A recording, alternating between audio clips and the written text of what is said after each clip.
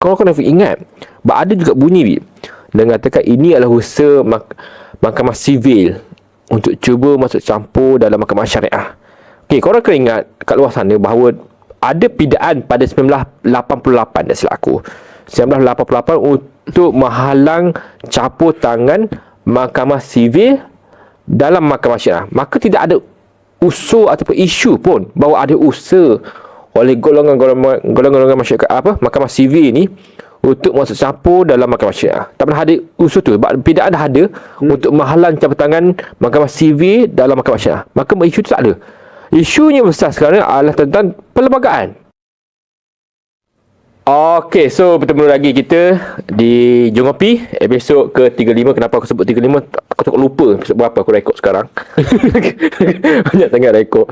So yes, hari ni aku dengan Afiq lah. Biasalah, muka sama, muka yang orang tengok macam tak ada orang lain ke. InsyaAllah selepas episod ni akan ada muka baru. Aku rasa korang akan gembira lah. Sebab aku dengan Jab pun gembira. Ya, aku dengan Jab pun gembira. InsyaAllah kita semua akan gembira. Tapi yes, sudah pasti episod pada kali ni episod yang agak berat bagi aku. Episod yang agak berat sebab kita bincangkan isu-isu semasa. Yang pertama tentang petition Ni Eiling ataupun tentang elemen syariah Kelantan. Itu pertama. Yang kedua adalah tentang apa kita ada Pilpres Raya Presiden Indonesia. Sebab, Ini menarik. Sebab apabila video ni dipost di YouTube, masa tu akan ada tahu benar tak kalah. Okey. Itu kedua. Yang ketiga adalah ni cadangan Ngau Koming. Okey. Itu Menteri Awal Kerajaan Tempatan. Ya, betul. Perumahan dan Kerajaan Tempatan mengenai menjadikan kampung baru Cina ataupun Chinese New Village sebagai warisan UNESCO. Sudah pasti pelbagai topik kenyataan dari Ashraf Jadi dan sebagainya, tapi kita akan ulas nanti. Kita pergi pada episod pertama kita. Segmen pertama kita. Segmen pertama kita mengenai tentang elemen syariah Kelantan. Aku terang sebut sedikit sebab kita dua budak ekonomi. Bukan budak undang-undang. Bukan sebab undang-undang, tapi kita terang dengan data undang-undang yang sangat konkret lah.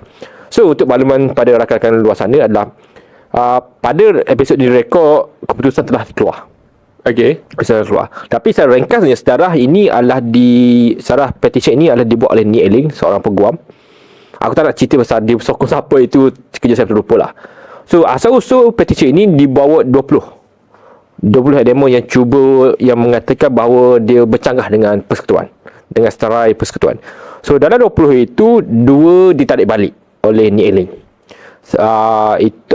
Yang 2 ditarik balik. Seterusnya 2 lagi dikatakan oleh Mahkamah Persekutuan adalah tidak bercanggah dengan federal punya list, dan 16 ni setuju dia bercanggah. Dan akhirnya Mahkamah memutuskan bahawa 16 ini daripada 20 ini bercanggah, bahawa perkara ini ataupun undang-undang ini tidak boleh dilaksanakan di peringkat kerajaan negeri sebab sudah ada di peringkat kerajaan pusat ataupun di peringkat federal. So itu secara ringkasnya. Dan apa yang aku cuba sampai sini adalah bercanggah sudut authority ataupun bidang kuasa. Sebab kita kena ingat dalam Malaysia ini, undang-undang yang paling tinggi, kena ingat, aku ulang lagi sekali, undang-undang yang paling tinggi adalah perlembagaan. Perlembagaan paling tinggi. Mana-mana benda yang bercanggah dengan perlembagaan akan terus terbatas secara automatik, ataupun benda tu boleh dibawa dalam petition ataupun dalam mahkamah. So dalam kes Ni Eiling, petition Ni Eiling atau elemen syariah Kelantan ini, ia mengenai bidang kuasa yang bercanggah. Disebabkan itu, daripada 20 ini, 16 ini bercanggah sebab benda ini sudah ada di peringkat pusat, di peringkat federal, maka tidak perlu ada di peringkat negeri sebab benda ini adalah bidang kuasa kerajaan pusat. So itu secara mudahnya. Tapi mungkin kau nak cerita lebih lanjut sebab kau minat isu ni. Aku minat isu ni. Isu famous. Aku malah nak cerita lah, man. Isu dah, aku tak nak setelah politik dah. Aku setelah segi undang-undang dulu, man. Macam kau cakap bercanggah. Kau tahu bercanggah kat mana? Dekat perkara 75. Dalam perlembagaan kita, menyatakan bahawa dikatakan kat sini adalah menyatakan bahawa jika terdapat undang-undang negeri yang tidak selaras dengan sesuatu undang-undang persekutuan, maka ia adalah tidak sah dan terbatal. Yes, betul. So, untuk kita faham, maksudnya macam Iman cakap, ada punca kuasa dekat mana. Yes. Sebab undang-undang ni bertindih. Yes, betul. Dekat negeri ada, dekat persekutuan pun ada. Orang kata bahawa kalau kat negeri, undang-undang syariah ni kena kat Melayu saja. Kan, betul? Islam. Oh, Islam. Betul, Melayu Islam lah kan? Tak sebenarnya. Okey, Islam saja. Okey, aku setuju balik. Islam saja. So orang Cina tak kena lah, bukan Islam tak kena lah. Yes, betul. Okay, contohlah orang Melayu kena kes liwat. Yes. Dekat Kelantan setahu aku liwat 3 tahun. 3 tahun. Yes, 3 betul. tahun penjara maksimum. Dekat persekutuan 20 tahun maksimum. Yes. So kalau dia Melayu Islam, dia liwat, dia kena kat Kelantan dulu, dia kena kat persekutuan. Adil ke untuk dia? Yes. Isu Nik Eiling ni adalah soal adil sebenarnya. Adil tak adil sebenarnya. Yes. Tapi aku nak jawab soalan. Aku pelik satu benda, man. Betul. Pelik satu benda. Siapa Nik Eiling ni? Siapa dia nak buat, tiba-tiba nak buat petition ni? Okey, sebenarnya yang Daripada dia sebagai peguam, siapa dia? okey, sebenarnya yang bawa petition ni anak dia. Aku lupa nama anak dia. Anak dia yang bawa petition ni. Nik Eiling sebagai peguam lah. Nik Eiling sebagai peguam. Tapi siapa dia, aku tak pasti siapa dia. Yang aku tahu dia peguam. Tak, tapi dia aku jadi pelik ni, man. Tak ada orang buat, tapi dia tiba-tiba buat. Aku senuzong lah. Aku berfikir baik bahawa mungkin ini adalah satu marketing, sebab dia seorang peguam. Dia seorang peguam. Nak tahu aku, dia salah kalau dia promote diri dia sebagai peguam. So, mungkin dia nak jual diri dia. Ni aku assume je. Aku just assume saja senario. Ni opinion aku saja bagi. Aku cuba terfikir. Kemungkinan dia nak go public untuk naikkan image dia, untuk make sure dia dikenali sebagai peguam. Itu aku fikirlah. Aku rasa tak berkait dengan politik, walaupun dia dah kata ini salah Anwar Ibrahim lah, ini semualah, ini agenda-agenda kat jam persekutuan lah, semualah nak rosakkan undang-undang syariah Kelantan lah, sebab Kelantan negeri pembangkang lah. Tapi aku mesti kat dalam 9 hakim yang tengok kes ni, 9 aku 9 ke 8, ada seorang yang tak setuju. Dan dia tak setuju atas sebab apa? Dia mempersoalkan Nik Eiling ni siapa.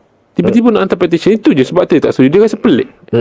Dia selaku dia hakim, ketua hakim Sabah Sarawak. Yes. Tak salah aku. Yang dia juga yang sama yang menyatakan bahawa Najib yang tak dapat keadilan. Waktu bicara dia kes NCS apa? Kes SRC. SRC. Kes bosku yang masuk penjara sekarang ni lah. Yes. So dia hakim yang sama. Cuma aku muskil. Aku setuju dengan hakim. Dia kata siapa dia? Yes. Nik Eiling ni, man. Kau tak rasa muskil ke? Aku jujur, bila kau menanyakan kepada aku siapa Nik Eiling, sudah pasti aku tak nak jawab sebab aku tak kenal dia. Aku nak nama dia. Sebenarnya muka dia aku tak cam siapa dia. Kenapa reason dia tiba-tiba?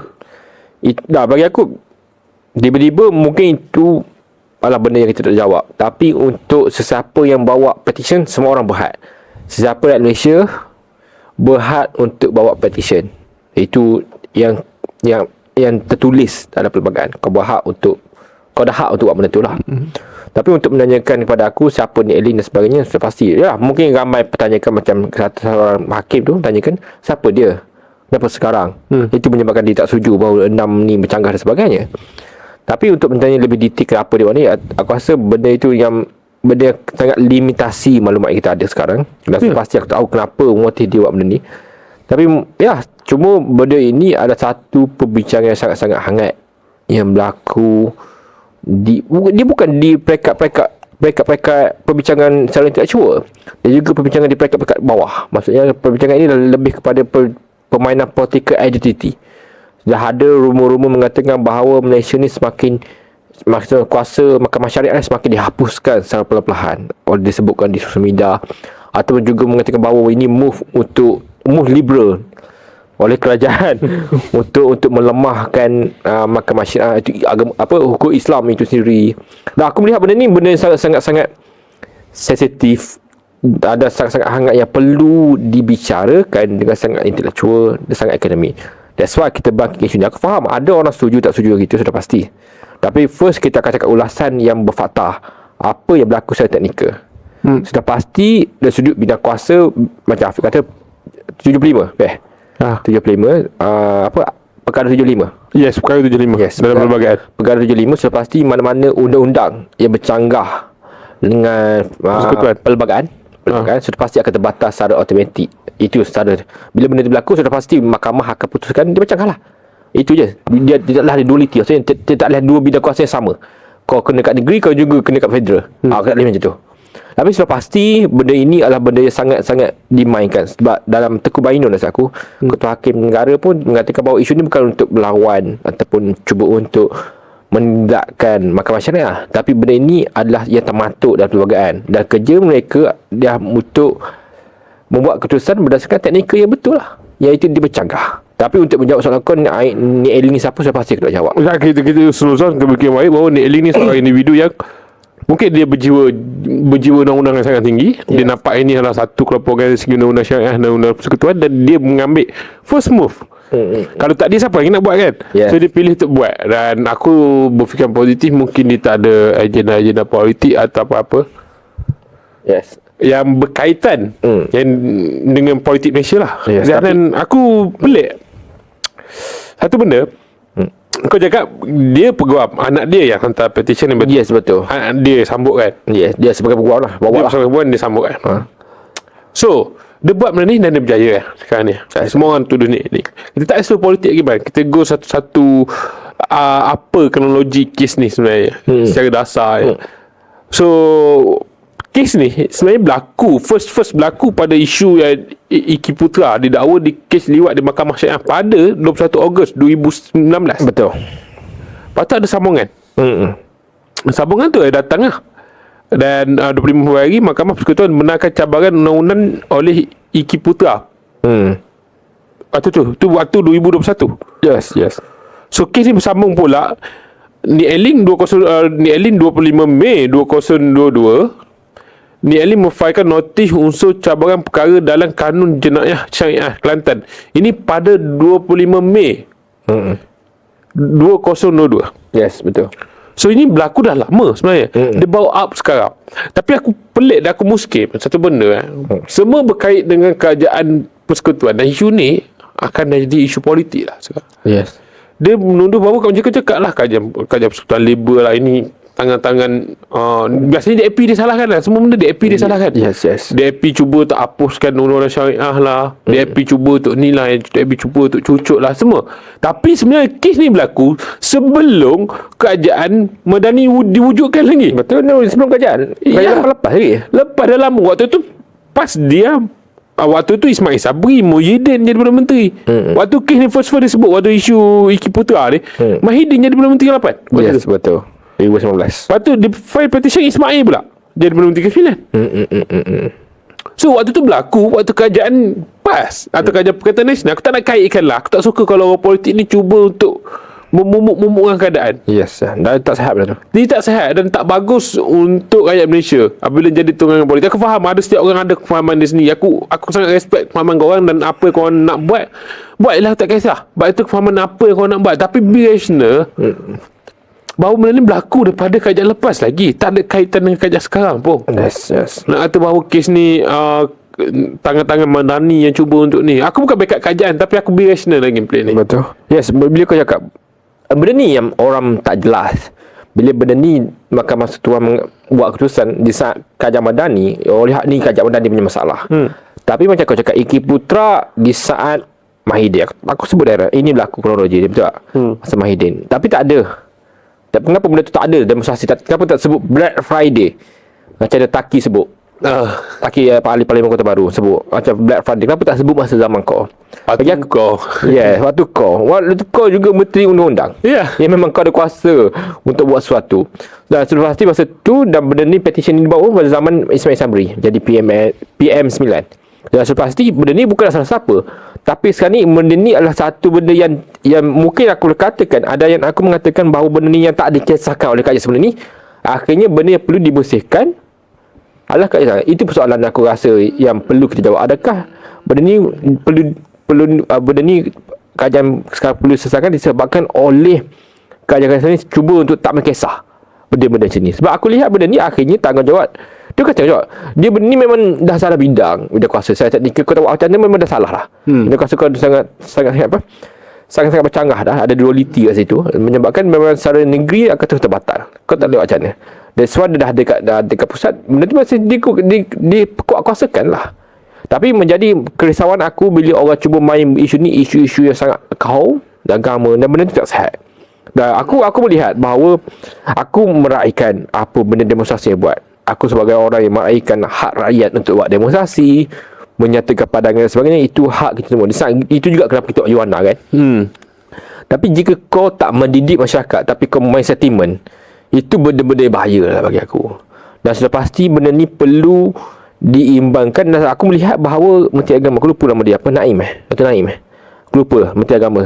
Aku setuju apa yang dia buat. Dia bawa ini kepada perbincangan lebih besar. Dia tak react sangat dengan apa yang berlaku sangat. Ini suruh maklumkan pada atas saja.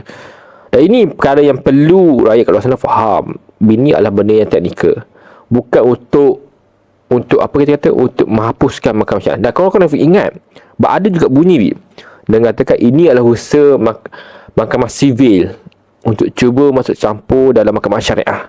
Okey, korang kena ingat kat luar sana bahawa ada pidaan pada 1988, tak silap aku, 1988 untuk menghalang campur tangan mahkamah sivil dalam mahkamah syariah. Maka tidak ada usul ataupun isu pun bahawa ada usaha oleh golongan masyarakat mahkamah sivil ni untuk masuk campur dalam mahkamah syariah. Tak pernah ada usul tu. Pidaan dah ada untuk menghalang campur tangan mahkamah sivil dalam mahkamah syariah. Maka isu tu tak ada.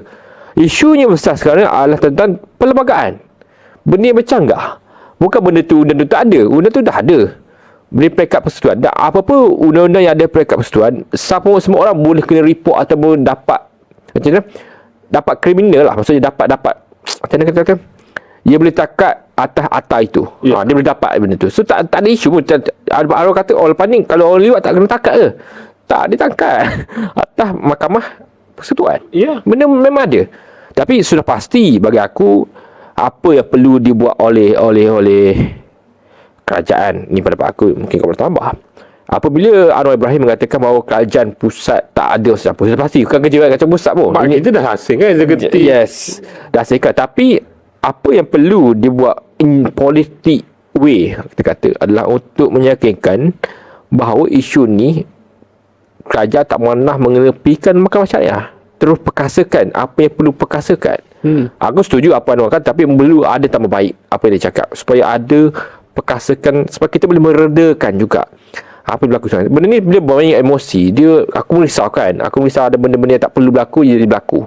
Itu benda cantik. Dan aku sudah pasti kerja-kerja orang muda macam aku dan beberapa kawan-kawan kita dan jualan lain adalah untuk mendidik masyarakat. Apa yang sebenarnya berlaku, sudah pasti ada pandangan berbeza. Tapi apa teknikal, kita perlu cakap. Tak kira kau sokong mana, benda teknikal kau perlu cakap. Ini benda teknikal. Ya, aku setuju dengan kau. Aku setuju. So nasihat kau kepada golongan-golongan yang tengah, aku confused apa yang diperjuangkan. Dan aku tak rasa macam yang pergi demo, yang buat rusuhan tutup ni, semua aku macam confused. Dekat mana kat mana reason dia buat demo Aku confused sedikit dengan tuduhan mengatakan mahkamah syariah tengah di pressure atau tengah nak dihapuskan. Sedangkan dari awal lagi Perlembagaan Malaysia paling tinggi, undang-undang kita menyatakan bahawa mana-mana undang-undang, aku ulang balik, mana-mana undang-undang negeri yang bertindih dengan undang-undang persekutuan, maknanya dia terbatas secara automatik. Yes. Dan tak sah. So dah ada perlembagaan itu. So gunalah ahli parlimen korang ada semua tu, pindalah benda tu. Kalau korang nak kata nak empower apa ke, pindah je bahagian bahawa mana-mana undang negeri, pindah tu. Maksudnya tak ada, dihapuskan 75, perkara 75 tu dihapuskan tu. Itu je solusi dia. So apa lagi kau nak bincang kan? Benda dah penting dia. Kalau tak buat, jadi pelik pula. Kau tak empower undang-undang kau pula. Aku boleh cakap, mungkin inilah untuk soalan kau, apa harap kata-kata aku pada orang yang buat demo. Apa yang korang buat, nak demo, teruskan demo. Demo tu hak korang. Tapi tolong lihat suatu isu tu dengan sangat-sangat mendalam. Tu pasti kami pun ada kekurangan. Kita semua ada kekurangan. Tapi menyokong, membuat tuli, akhirnya kau tidak faham tu isu. Aku risau benda ni benda yang tak sihat. Akhirnya tak pernah memandaikan masyarakat. Kena ingat, benda yang kita kena faham. Dan aku rasa orang yang ada privilege, menteri ataupun bukan menteri lah, ahli parlimen yang pergi demo itu, yang kau faham undang-undang, kau patut jelaskan dengan betul apa yang berlaku kat luar sana, apa yang berlaku di petition ni, Eling ni. Bukan kau bermain dengan emosi, akhirnya kau tak pernah memadaikan, kau gunakan benda ni untuk mileage politik. Benda tu nanti. Dan sudah pasti bukan kau tegak kau, bukan isu ni Eling juga. Ini yang dilakukan oleh semua ahli politik kat luar sana. Tak satu lagi kerajaan sekarang atau kerajaan lepas, sama je. Kau tahu dalam PC yang dibuat oleh Taqiyuddin tu, ahli parlimen Kota Baru, menyatakan bahawa perkara ini akan berlaku juga dekat undang-undang syariah di negeri lain. Kalau negeri lain bertindih, berlaku je lah. Dan mana dah bertindih. So apa yang teruknya? Benda ni dah ada kat pusat. So apa-apa kalau bawa ke pusat, Ya. Tak ada masalah pun. Contoh kerajaan negeri buat contoh Negeri Johor buat juga undang-undang yang sama. Liwat. Denda sebanyak 5 tahun. Dia dah bertindih dengan Raja Persekutuan. Kalau bertindih je lah, man. Betul? Sebab kecuali kau cakap 75 perkara 75 dalam Perlembagaan Persekutuan Malaysia kena pindah. So kerajaan ni kena bebas autonomi penuh lah untuk mana-mana mereka. Kau nak pindah, kau bawa kat parlimen. Ya, itu je, man. Dan itu akan lebih daripada politik lah. Dan kau nak terangkan yakinkan orang, tengok kau nak tiba dalam parlimen. Ya, memang kena lah kau. So kau masuklah parlimen kali ni yang kena buat pada Bulan ni lah. bulan ni selaku hujung bulan ke tengah hujung bulan. Ujung. So akan buat ni. So bercakap dalam parlimen. Sebab aku nak tahu juga dekat mana poin-poin pembangkang ni. Bukan pembangkang, tak nak serta pembangkang lah. Tak tahu lah siapa-siapa pihak kerajaan ni, pihak pembangkang ke yang mana sokong benda ni. Berbicara lah dalam parlimen. Dan aku rasa rakyat nak mendengar dari segi undang-undang. Dan aku tak tahu, mungkin ada petambah ilmu yang aku tak nampak. Sebab aku bukan undang-undang. Mungkin ada perkara yang aku tak nampak dari sudut orang undang-undang yang nampak. Yes. Dan mungkin kata tak akhir kita dalam segmen ni, aku melihat benda ni adalah benda yang perlu dibincangkan secara mendalam. Dan sepasti apa yang korang nak luahkan. Tapi ingat, saya rasa melihat isu ni isu yang perlu dibincangkan secara intelektual dan akademik. Mana korang tak faham, boleh tanya. Of course, lagi mudah nak tanya orang. Dan sepasti aku harap kat luar sana bahawa isu ni bukan dimainkan untuk kepentingan politik. Jika betul korang panas sebab korang betul nak faham benda ni. Bukan sebab terpengaruh dengan orang politik. Benda tu paling penting bagi aku. Sebab isu ni tiba-tiba 2 minggu ni agak panas isu 3R ni. Okay, kau? Bagi aku, satu benda paling penting ialah kepada penyokong-penyokong yang sokong, atau tak kisahlah sokong tak sokong pun, itu aku tak kisah. Tapi benda paling penting lah kau kena check every single day. Memang kau kena check, selalu kena check semua benda. Dan study betul-betul, study tentang isu tu betul-betul. Dan jangan mudah termakan dari satu side je. Selalu double check. Dan sekarang zaman sosial media, kau boleh double check. Kau boleh tengok, boleh rujuk, senang nak dapat sumber. Sangat mudah. Bukan dulu kita fokus pada surat khabar. Selalu surat khabar. Apa yang diceritakan oleh surat khabar, itu yang sumber kita ada. Sumber yang cepat lah. Sebab ada kita jumpa orang dan rujuk orang tu terus. So itu je. Bagi aku, benda paling penting sekarang zaman sosial media, maklumat sangat laju. So double check. Okay, so untuk saya pertama tentang enactment syariah Kelantan selesai. Tentang petition Elin, kami dah cakap sudut teknikal dan kami juga sudah cakap sudut politik. Sekarang ni kita pergi pada topik yang lebih antarabangsa mengenai pilihan raya Presiden Indonesia. So sudah pasti pada 14 Februari ini semua rakyat Indonesia akan mengundi. Di tempat mengundi masing-masing. Dan sekarang ni fasa bertenang. Undi awal dah selesai, sekarang ni fasa bertenang. So pasti pelbagai isu berlaku. Pelbagai video keluar dan sebagainya. Itu isu lah. Tapi apa yang menarik untuk kita bicarakan tentang impact pilihan raya presiden ini kepada bukan haji pada Malaysia, juga pada ASEAN. Yang sudah pasti kalau orang tanya adalah kita lihat bahawa di Pilpres kali ini kita melihatkan bahawa kita ada 3 calon. Bukan 3 calon, 3 kumpulan lah sebut. Sebab dia wakil presiden juga. Kita ada calon nombor pertama iaitu Hanif Baswedan dengan Mahfuz. Yang kedua kita ada Prabowo dengan Gibran. Yang ketiga kita ada Ganjar dengan aku lupa nama Amin Aku mungkin Amin lah. Aku lupa nama Anis. Aku lupa lah. Mungkin lah. Aku lupa dah. Tapi Ganjar Pranowo. So kita ada 3 kumpulan. Setiap kumpulan itu, untuk pertama Anies Baswedan, dia bawa perubahan. Dia tak ikut Jokowi lah. Dia ada parti mana Anies ni? Dia gabungan parti antara parti Nasdem dengan siapa lagi lupa lah. Dia parti Islamik lah masa mudah kan? Gerakan Islamik lah. Dan dia bawa Prabowo dulu ke? Dia bawa Prabowo. Dia dulu bawa Gerindra. Parti Garuda panggil. So Anies memang bawa imej perubahan, imej yang bukan nak bawa legasi Jokowi. So yang kedua Prabowo dengan Gibran. Selepas Gibran ramai tak tahu, tapi Gibran merupakan anak sulung kepada Presiden Indonesia sekarang iaitu Joko Widodo. Dan untuk tim Prabowo ini, dia bawa kepada aku nak teruskan apa yang dibawa oleh Jokowi. Dan kita ada satu lagi kumpulan yang menarik, tak berubah sangat, tak follow sangat. Itu Ganjar. So Ganjar ni adalah daripada parti Pantai Demokratik Indonesia Perjuangan, PDIP. So partai ini atau parti ini adalah parti Jokowi. Bukan parti Jokowi bertanding presiden atas nama parti ni, PDIP. So Ganjar bawa imej ataupun idealisme dalam perjuangan presiden dia adalah perlu ada yang perlu dibaiki. Aku tak sokong sebenarnya, tapi aku tak reject sebenarnya. So dia sebagai yang tengah-tengah. So sudah pasti semua benda ini sangat berperanan apa yang dibuat kat luar sana lepas mereka jadi presiden. So pasti dalam isu Indonesia ni sudah pasti ramai negara yang tertarik. So pasti bukan hanya US, bukan hanya China, tapi juga dikatakan dalam forum dekat Indonesia bahawa ada juga usul-usul Singapura untuk juga terlibat, bukan terlibat maksudnya campur tangan. Dan ini apa yang dikatakan kat forum. So sudah pasti perkara ini menarik. Tapi kau, bagi kau apa impact Indonesia ni pada Malaysia sebenarnya? Impact Malaysia jelas man. Kalau mana-mana presiden, dasar luar negara dia, aku cerita lah, dasar luar negara dia lah, banyak yang kan tak berubah. Malaysia ni tak pernah berubah pada dasar luar negara dia.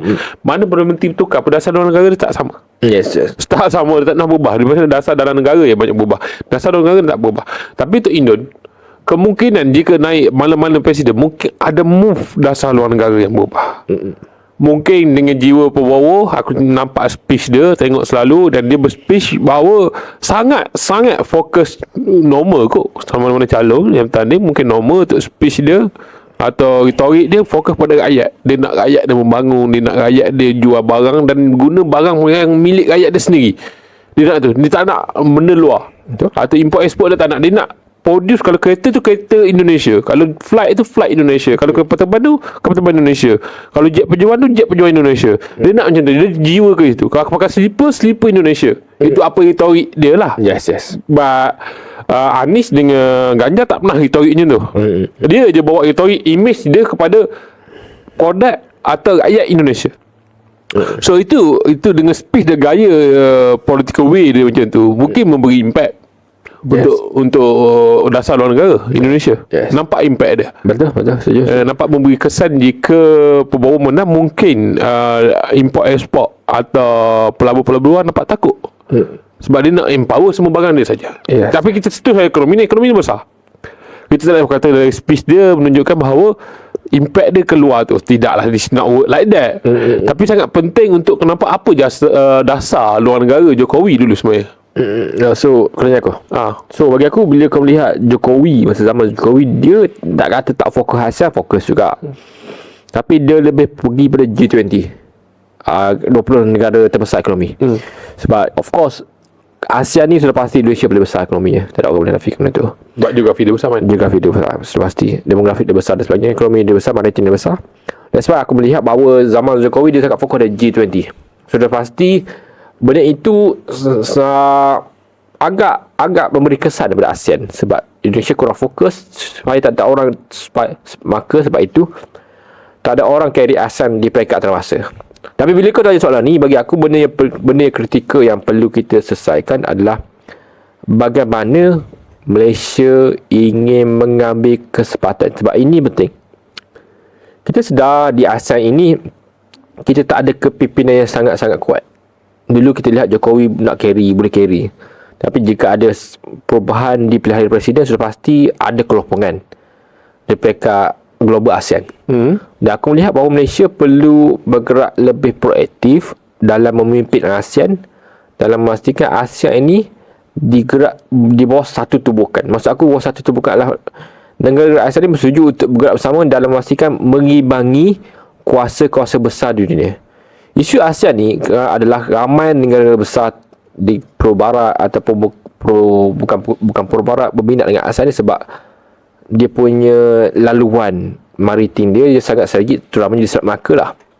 Dan sudah pasti benda ni akan memberi kesan kepada Malaysia jika Malaysia tidak memanfaatkan kelompokan di ASEAN. Sebab kita tak nak Malaysia jelas macam kau kata tadi. Dasar luar kita jelas tak perlu orang dia. So jika ASEAN dibiarkan bebas begitu saja, aku takut negara-negara di ASEAN ini lebih pro kepada negara besar tertentu. Akhirnya dia mengganggu kestabilan yang berlaku di ASEAN. Dan kita sedar bahawa sekarang ni, sebelum ni kita lihat bahawa China boleh mengimbangi US. Tapi di sudut ekonomi, China pun ada masalah. Di sudut CPI dia menurun 0.8% silap aku pada Januari ini berbanding Januari tahun lepas. Dan sudah pasti benda itu memberi kesan di saat juga ada pemilihan raya Presiden Indonesia. Indonesia pula, Amerika Syarikat. Dan benda ini sangat berperanan bagaimana geopolitik ke ASEAN ini sangat mempengaruhi. Jika apa yang berlaku di Pilpres ni akan memberi kesan, tapi aku tak nak benda ditunggu begitu saja. Aku nak Malaysia proaktif. Anwar Ibrahim perlu proaktif dalam memimpin ASEAN ini. Walaupun kita negara kecil, tapi kita antara negara penubuh ASEAN ini. Tapi bagi aku, yes, apa yang berlaku Pilpres sudah pasti beri kesan, tapi Malaysia perlu menggerakkan ASEAN dalam satu serupun yang sama dalam menggerakkan untuk pastikan keseimbangan ekonomi itu berlaku di antara negara ASEAN. Dari dulu lagi mana-mana negara tak pernah tunjuk side pada calon presiden dia. Siapa menang baru dia masuk. Yes, betul. Betul. Kecuali ada yang setengah-setengah move yang dalaman yang ada birational, ada bahasa mudah kerjasama atau campur tangan negara-negara luar dari segi duit. Yes. Mereka banyak invest atau melabur kepada parti-parti yang mereka rasa mampu, jika menang mampu bagi kerjasama dengan negara dia. Yes. Dia banyak kat situ untuk kita birational lagi play ni lah dalam perbincangan ni. So, adakah Malaysia patut invest kepada parti-parti? Aku rasa it's not work like that. Parti-parti Indonesia? Tak. Aku dalam ASEAN kau tak langsung campur hal dalam negara. Kau tak langsung campur. Bagi aku, kita perlu berinteraksi dengan apa calon yang rakyat Indonesia pilih. Anies Baswedan. If Ganja. If Prabowo. Itu adalah pilihan rakyat. Apa kita buat sebagai orang negara luar serumput adalah bekerjasama dengan presiden yang ada lah. Macam mana Jokowi bekerjasama dengan 3-4 Perdana Menteri berubah-ubah. Mahathir, Mahidin, PMS 9 dengan Ismail dengan PMS. So benda tu dia rasai. So itu juga kita. Tapi yes, aku rasa isu ni isu yang santai sikit buat ni Eling ni. Mungkin cadangan kau kepada Malaysia dalam isu Pilpres ni, apa Malaysia perlu buat supaya kita boleh ke depan lagi, tak menunggu Indonesia saja. Sebelum kita bahas tentang cadangan Malaysia ni, kita selalu fikir bahasa Malaysia. Apakah kita belajar something dari segi campaign mereka? Aku rasa kena bagi pada dahaman. Ada setengah-setengah orang tengok politik, tapi dia tengok melalui TikTok. Kalau dia tengok Mas Tendi, pegawai promo. Promo. Sangat famous. Mas Teddy nama dia. Teddy. Aku tahu lah. Aku ada sebut main Teddy, aku tak faham. Kalau dia tengok dekat sosial media atau dekat TikTok, mungkin keluar benda tu, bawa menari, okay gas semua tu. Kau pernah nampak kat Malaysia? Tak ada propaganda. Kita menari. Tapi kalau kau tanya aku, kempen politik Malaysia dengan Malaysia lain. Okay, apa kan politik Malaysia ni? Hampir sama. Gaya bahasa, isu koaksi dia, isu hampir sama. Yes. Cuma pembawa ni macam Anwar Ibrahim, dia never give up. Bertanding kalah. Tapi Anwar bukan bertanding macam Indo, dia bukan macam pembawa. Bertanding tu calon presiden. Yes. Dia bertanding ahli parlimen dan parti dia kalah. Malaysia sistem lain, Indonesia lain. Tapi kat dekat sini, aku nak setuju dari segi kempen dia, man. Aku memahati kempen Indonesia dengan gaya debat dia. Dia ada 5 kali debat. 5 kali, yes. Yes, betul. 3 calon presiden, 2 wakil presiden. Yes. Dekat Malaysia, nak ada debat pun susah, man. Betul? Okay, kita bahas dari segi debat dulu. Kita bahas dari segi debat kat Indonesia. Betapa opennya debat tu. Betapa okey tu untuk kita faham bahawa adakah pemimpin-pemimpin yang bertanding ada level intellectual yang bagus atau ada idea bagus. Dekat Malaysia, nak debat pun kita tak on dah. Walaupun Datuk Seri Anwar selalu open untuk debat. Dan yang lain tak ada yang sambut.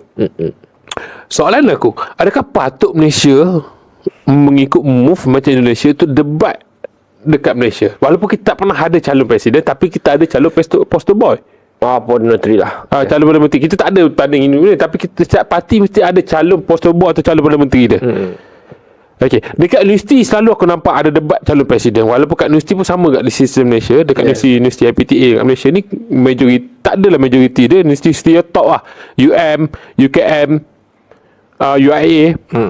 Top dari segi politik bukan akademik akademik UM memang top, akademik pun sama je. Politik dia top, akademik dia top. Tapi dekat UM dia ada debat presiden. Yes. Dia sangat gai kan, man. Ini aku setuju IPTA yang dekat Malaysia sangat fokus pada debat. Mana-mana calon parti dekat Universiti Melaya yang tak on dengan debat, automatik nampak bacol.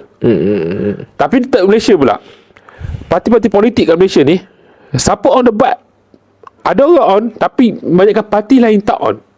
Dan mereka menyatakan parti yang tak on, kata debat bukan budaya kita. Tapi untuk kita move, untuk kita menilai pemimpin, pada pendapat aku debat perlu. Dan debat dekat Indonesia diuruskan oleh individu berkecuali. Apa je tu rasa aku lupa yang uruskan. Aku lupa tak. Tapi dia kurang macam dia bukan media. Dia macam SPR lah. Dia SPR. Dia bukan media, dia bukan media prima. Pilihan raya. Suruhjaya Pilihan Raya.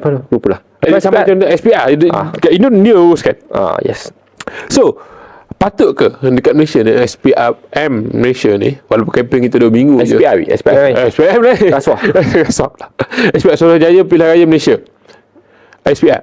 So patut tak kat Malaysia ni SPR uruskan debat calon-calon presiden?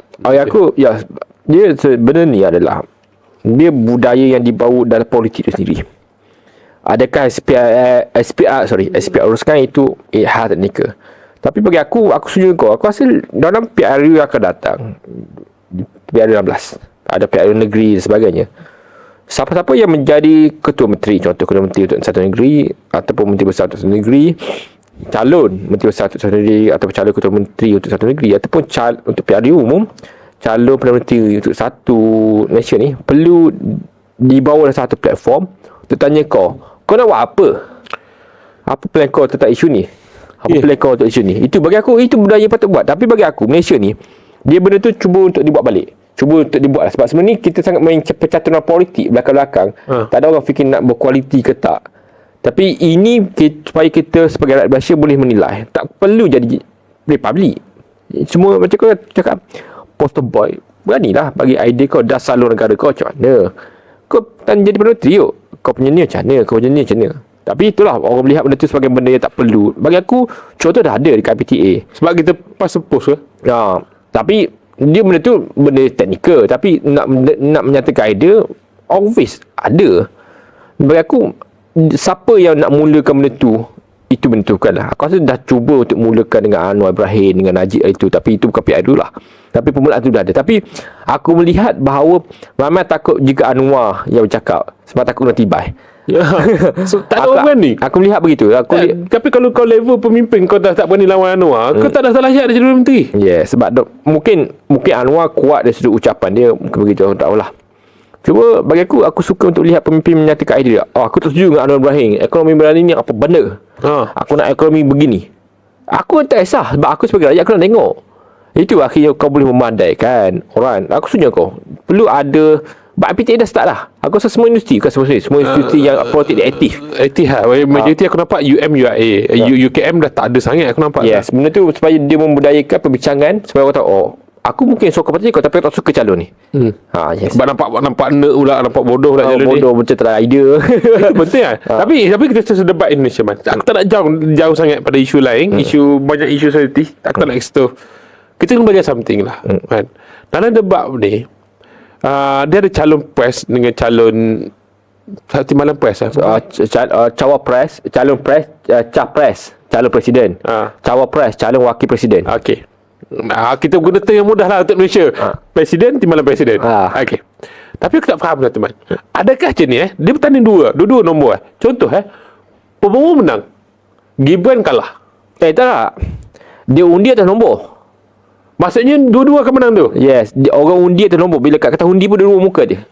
So maksudnya if kau suka Prabowo, kau kena undi Gibran sekali. Yes. Kau tak boleh suka Prabowo saja. Yes. Okey. Dia memang dua-dua. Memang betul kumpulan aku sebut. Aku tak sebut orang. Aku sebut kumpulan. Okey. Kumpulan 1, kumpulan 2, kumpulan 3. Betul orang undi atas nombor. Nombor 2 Prabowo, nombor 1 Anies, nombor 3 Gajah. Dia begitu. Dia sebelum kau cerita je. Dia kan cerita cuma dia satu Indonesia pilih. Yes. Kat Malaysia kita pilih hal parlimen je. Betul. Tapi yes, kata terakhir kau tetapi press. Pilpres aku sangat seronok dari segi tengok debat dia, walaupun aku confused nak faham bahasa Indonesia tu. Tapi ada subtitle. Ada subtitle okey lah, ada subtitle. Tapi aku sangat seronok dan aku sangat budayakan debat ni. Aku sangat nice tu. Walaupun kau diprovoke, macam mana kau boleh tenang betul. Dan macam mana kau boleh kawal emosi tu sangat bagus bagi aku. Sangat bagus. Yes. Walaupun kau dipobok, dihina dan lepas debat tu aku dapat tim-tim media setiap calon tu tahu nak buat apa. Yes. Kalau debat tu barai, calon dia barai, dia tahu nak move macam mana. Yes. Bagi aku semua tim yang belakang tabir setiap calon ni sangat bijak. Aku rasa kena belajar something daripada tim mereka lah. Dari segi popal mereka, kalau perform debat kau bagus. Kalau tak perform kau tahu dah plan mereka aku. Betul. So mungkin kat luar sana aku nak bagi satu, dia bukan orang sebut dokumentari, nama dia Dirty Vote. Dirty Vote sangat famous kat Indonesia. Mungkin untuk rakan-rakan kat luar sana bila dia post ni korang boleh tengok dokumentari Dirty Vote tu. Bagi aku Dirty Vote korang setuju tak setuju tu hal lain. Tapi korang akan faham bagaimana sistem Indonesia ni bergerak. Aku study kat situ 2 jam aku tengok. Sedap tak? Tapi yes, habis segmen kedua kita tentang Pilpres Indonesia. Kita pergi ada segmen yang berat balik dan agak sedih mengenai cadangan Ngau Koming untuk menjadikan kampung baru Cina sebagai tapak warisan UNESCO. Okey, untuk maklumat semua, tapak warisan UNESCO semua orang boleh cadangkan. Maksud negara boleh cadangkan apa pun tempat. Tapak kampung baru Cina, kampung baru Melayu, kampung baru kampung baru orang asli ke, semua boleh.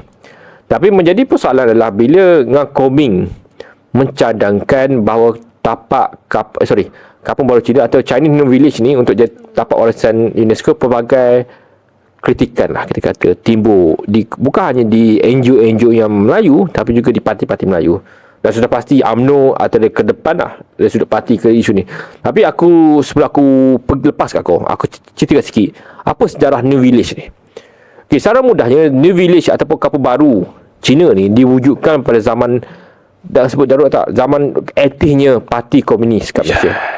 Di sejak itu dinyatakan bahawa etnik Cina ni lebih pro pada komunis. Dikatakan masa tu, data pun menunjukkan majoriti dia begitu. Bukan Cina Melayu pada, tapi majoriti Cina. So disebabkan itu general masa aku lupa nama dia, tapi nama plan ni nama Breed Plan. So Breed Plan ni diwujudkan untuk mengasingkan komuniti Cina ni dengan PKM, Parti Komunis Malaya. So mereka wujudkan satu village sekarang ni lah, satu tapak, dan mereka ni dijaga supaya tak ada engagement dengan komunis ataupun anggota komunis kat luar sana. So sejarahnya parti ataupun kampung baru Cina diwujudkan adalah untuk mengekan pengaruh-pengaruh komunis di Malaya. Dan itu sejarahnya. Dan sudah pasti sejarah yang begitu tidak sesuai untuk jadi tapak warisan. Tapi sebelum aku pergi pada ulasan aku, mungkin kau nak terang sikit tentang perkara ni. Okey, sebelum aku terangkan tentang ni, aku tak nak jauh tu, aku nak dedahkan kepada masyarakat luar sana, apa UNESCO ni? UNESCO ni adalah aku boleh kata satu organisasi lah ditubuhkan oleh PBB untuk buat kerjasama antar negara tentang budaya, ekonomi dan sosial. So sekarang kita setuju budaya. So pentingnya iktiraf UNESCO ni, kenapa semua orang nak, macam Penang, Melaka, sebab dia akan masuk dalam satu list lah, aku kata satu list UNESCO keluarkan bahawa tempat-tempat yang patut dikunjungi atau diiktiraf bahawa tempat ni ada sejarah dia. Apabila sejarah, pelancong akan cuba nak pergi, nak tahu sejarah tu, nak tengok sendiri. Dan itu akan naikkan lagi ekonomi di kawasan itulah. Itu bahasa mudahnya, untuk kita faham. Dan kepentingan perwatakan ni, kita cerita kebaikan ni lah dari segi ekonomi semua. Tapi kita cerita kat dari segi kebukan dia, man.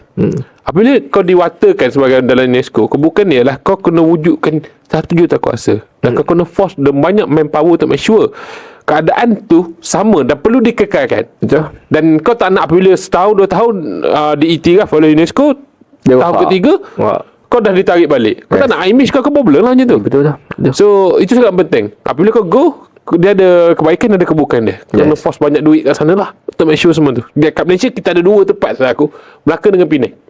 Yes, ada bijak aku lupa. Aku cek balik. Di iktiraf waktu zaman bosku, waktu tu Menteri Pelancongan Syafiq Afdal. Yes, betul. Georgetown, Melaka, tu kita juga ada Chen Hon Ten Temple. Banyaklah. Cave semua. Tapi paling famous Melaka dan Penang lah. Yes, itu memang badaya di iktiraf lah. Dan ada jatuh kuasa tau. Dalam tu ada jatuh kuasa. Kita wujudkan, Malaysia wujudkan satu jatuh kuasa untuk make sure Penang, Georgetown dengan Melaka ni dijaga. Yes. Dan apabila aku sebut dijaga, dia mesti ada bajet khusus. Yes. Untuk make sure maintenance kat sana semua dalam keadaan okey dan perfect. Yes. Itu setiap tahun akan ada bajet. Kita sembang tentang diiktiraf, kita datang ada bajet. Dan bajet tu setiap tahun. Setiap tahun akan ada. Setiap tahun. Dan kos akan bertambah. Itu kebaikan aku bukan. Itu aku cerita dengan Kak Asman. Yes. Aku pas kat kau. So kita pergi pada ulasan kita. Adakah kita setuju? Bagi aku begini. Isu DAP ni memang dulu dilihat sebagai orang yang cuba tutup dia punya orang kanan lah, ataupun orang kanan aku sebagai sayap kanan lah dalam politik. Sebenarnya DAP memang sayap kanan. Aku cakap dulu. Aku melihat DAP ni sebagai sayap kanan pada satu etnik. Kau tak nafikan. Sebelum aku boleh katakan dulu DAP ada Superman. Aku rasa beberapa orang politik kenal lah Superman ni bagaimana. Sekarang ni kita ada Ngau Koming. So memang betul, Ngau Koming juga mengatakan, Ngau Koming mengatakan bahawa lepas ni boleh je kampung Melayu ke kampung orang asli sebagai warisan juga. Bagi aku itulah damage control. Lepas kau cakap benda tak perlu. Bagi aku DAP selalu dilihat sebagai side kanan. Kau cakap lah dalam logikal sosial demokrasi pun memang kau side kanan untuk satu etnik. Kau tak tipu aku lah. Pada aku begitu. Kecuali dia ubah style dia. Aku setuju dengan sosial demokrasi, tapi apa dia buat tak sama dengan apa dia nyatakan dalam idealisme dia lah. So bagi aku DAP ni perlu dilihat sangat, perlu lebih progresif lah. Tapi aku tahu sukanya DAP ni untuk jadi progresif sebab keahlian dia. Keahlian dia begitu, maka dia perlu menjaga semua orang begitu. Aku tak ada masalah lah. So Mbak Afiq mengenali aku, kawan lain mengenali aku, tak ada masalah pun kampung baru Cina ke ni ke. Tapi dia perlu ada sejarah yang betul lah. Macam Georgetown, tak nak orang trigger Georgetown jadi UNESCO. Memang patut pun. Memang di kota yang bersejarah. Melaka tak ada orang trigger. Memang patut. Dan cave ada berapa senarai ni yang, Walaupun kita benci British tu tengah jajah kita bengang dengan British ni, tapi dia memang sebab sejarah. Betul, sebab isu ni bukan sebab daun Cina, tapi sebab sejarah tempat tu. Sejarah tempat tu memang tepat diwujudkan untuk mengekang penyebaran komunis. Dan akhirnya lepas komunis dihapuskan, bukan dihapus, tidak aktif lah kata. Setakat aku tahulah ada lagi tak komunis sekarang. Tapi setakat ni tak ada bunyi-bunyi lah. Tapi benda tu dikekalkan sebab dah jadi tapak, jadi kampung dan sebagainya. So that's why diteruskan lah. Tapi sejarah ni tak boleh diubah. Sejarahnya memang tapak untuk mengekang orang Cina ni untuk berinteraksi dengan orang komunis. Bagi aku benda tak perlu. Banyak lagi tempat lain. Bagi aku yang seorang menteri boleh fikirkan yang ada sejarah yang baik. Bukan hanya tak ada masalah pun atas nama Cina. Cina pun Indonesia. Tapi sejarah ni tak cantik untuk kau jadikan tapak orang macam UNESCO. Dan akhirnya dia memberi imej yang tak cantik pada kerajaan. Dan akhirnya kau nak selesaikan, kau ada kontrol kampung baru Melayu semua. Dah itu bagi aku dah after effect dah. Tapi benda betul man. Bukan dia sejarah je problem man. Dekat tempat tu dah tak ada dah bangunan-bangunan lama, rumah-rumah kayu, dah ditukar pada rumah moden. Dan generasi lama yang duduk situ dah tak ada dah. Tinggal generasi baru. So dia tak ada, dah tak ada. Wow, macam contoh kat Melaka kau ada wow dia. Kat Georgetown walaupun kau nampak dekat Georgetown mana apa bangunan-bangunan dia masih bangunan lama. Masih bangunan lama yang banyak. Bukan satu dua je. Betul. Dia memang banyak. Sekeliling tu penuh bangunan lama. Tapi kau pergi bala bomba lama lagi. Dan itu kau cakap. Banyak benda lain kau cakap benda tak perlu. Bagi aku baik itulah. Aku meraihkan kawan-kawan aku dalam AP. Aku setuju dengan idea semua dia. Tapi pimpinan-pimpinan atas ni banyak menyusahkan dah. Tapi benda ni trigger kan paling penting dalam kerajaan sekarang lah UMNO kan. Of course. Dah aku tak salah dia. Memang saya UMNO macam tu. Setelah DAP dua kata cakap dua-dua right wing. Waktu bergaduh. Right wing yang dua ethnic beza. Kan satu Akmal Saleh keluar kenyataan tak setuju. Lepas tu Nakomi kata kita bincang dulu. Tok Mak Hassan pun cakap Hassan kata tak perlu. Apa kita bincang dalam kabinet dulu. Dan dia orang straightforward kata tak perlu. Aku rasa benda ni sebab apa tak perlu man. Bukan sebab sejarah je man. Sebab dia dah over Melayu apa tak ada pun kapal Melayu diiktiraf. Setakat dia tak ada. Melaka tu tempat lain, bukan tempat Melayu, British ni tempat. Georgetown pun sama, British ni tempat. Tak ada pun kampung Melayu diiktiraf atau kampung Iban diiktiraf atau kampung mana-mana kaum kat Malaysia dia diiktiraf. Tak ada pun. Sebagai aku itulah. Kau ni boleh fikir benda lain, tapi dia tak settle benda-benda macam tu. Dah akhirnya dia kena tanggung lah benda tu. Kereta tak sembang lagi tentang kereta dia ikut ambulans. Aku malah sembangnya benda tu. Tapi tak apalah, aku dah sembang benda tu. Aku cakap tentang kampung baru warisan ni, kampung baru Cina ni. Tapi bagi aku isu ni isu yang tak perlu pun dengan kopi besar kan. Bagi aku sebagai aku meraihkan dia sebagai menteri. Aku respect dia sebagai menteri. Tapi kau ada banyak lagi tapak lain yang kau boleh bawa. Tak kisah pun nama apa, tak kisah pun nama Cina. Aku bukan sebab nama Cina, tapi sebab sejarah dia. Tapi banyak tempat lain yang okey, yang kat Sabah, Sarawak ataupun kat Johor, kat Terengganu sebagainya, yang dekat Perlis, tak kisah nama apa pun, yang boleh kau bagi cadangan. Kenapa enggak kau bagi cadangan benda macam ni? Itu masalah dia. Ini macam kau cakap nama kepentingan, nampak straightforward kepentingan dan counter damage, dan dia dah buat counter damage dia sendirilah. Sepatutnya isu ni kita dah move on atau kita biar abaikan lah. Tok Mak Hassan dah keluar kenyataan, Akmal Saleh pun dah keluar kenyataan, Zahid Hamidi tak perlu kot. Kenyataan ni tidak perlu menjadi isu yang terlalu kita deep fokus man. Tapi kita faham bahawa DAP dengan UMNO ni memang tak boleh satu kepala. Tapi dia agak bagus kita fikir politis. Apabila DAP dengan UMNO dua-dua right, dua-dua left, ultra left, ultra right, tak adalah ultra, dua-dua tak ada. Aku tahulah right left lah kita kata bahasa mudahnya. Ideologi kanan, ideologi kiri, duduk dalam satu kapal. Dia datang kebaikan satu dari segi dasar. Dua-dua akan backup each other. Dua-dua akan tengok sudut masing-masing. Dia sangat bagus. Saintis tak main peranan jika dasar. Dia perlu right dan left, betul-betul. Itu kebaikan dari segi dasar. Apabila melibatkan benda-benda kepentingan sejak right atau left ideology, dia akan bergaduh. Dan poin yang kat sini man, kau tak rasa kan dengan pergaduhan seperti ini dan konsisten setiap minggu ada pergaduhan macam ni. Dulu aku isu lepas bergaduh tentang isu bosku, baru je isu bosku ni naik. Isu bosku dapat pengampunan, DAP kena bantai, amat teruk DAP kena bantai. Betul. Tiba-tiba naik isu kapur Melayu pula, kapur Cina. Kapur Cina, yes. Kapur baru Cina pula naik. Yes. Datang lagi isu. Kalau setiap minggu macam ni man, aku rasa benda ni tak sihat untuk kerajaan. Setiap minggu nak mula ada isu politik. Yes, of course. Apa tu cakap, kenapa petik isu yang tak perlu untuk memanaskan kerajaan di sana. Ada petition di Elin. Di saat ada bosku tak habis lagi, bosku baru pergi mahkamah isu YNDB dengan gambar dengan senyum yang nampak happy. Bosku happy sekarang. Aduh, sakit hati budak-budak happy ni tengok tu. Ya, betul. Tapi kena faham lah, habis setiap bulan atau setiap minggu ada isu politik, aku rasa kerajaan dalam keadaan yang bahaya. Yes, aku setuju. Tapi yes, akhirnya macam mana kerajaan nak kawal menteri-menteri yang dia ada sekarang lah, atau parti-parti komponen yang dia ada. Biasa kita dah nyatakan hujah kita tentang kapal Cina. Kita juga kata tentang DAP tu bagaimana dan sebagainya. Tak kata DAP secara parti masalah tak agak. Tapi entiti tu memang masalah. Dan sudah pasti untuk segmen ketiga itu saja dari kami. Dan sudah pasti kami ingin ucapkan terima kasih kepada rakan-rakan kat luar sana yang terus support kami. Dan seperti biasa, kami ada sosial media. Follow lah kami punya sosial media, yang paling penting adalah YouTube kami lah. Tu Dah. tengok view habis. So yes, itu saja dari kami, dan itu saja dari aku, Aiman Wa'aliah, dan juga Afiq Ikhwan. Dan kami ingin ucapkan terima kasih kepada yang menonton, dan supaya podcast pada episod kali ini memberi manfaat pada semua orang. So sekian, terima kasih.